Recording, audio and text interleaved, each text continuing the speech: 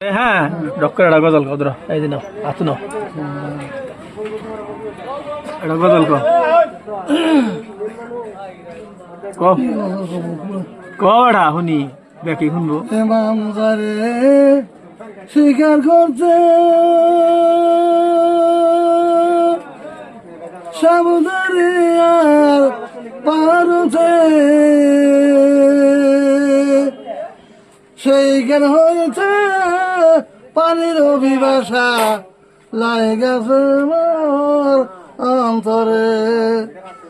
সেই জ্ঞান হয়েছে পানির অভিবাসা লাইগাছে মোর অন্তরে পানি খাবার যাই গই মানুর ঘরতে এক বিয়ালা পানি দিবি দিয়া যাও গো আমাকে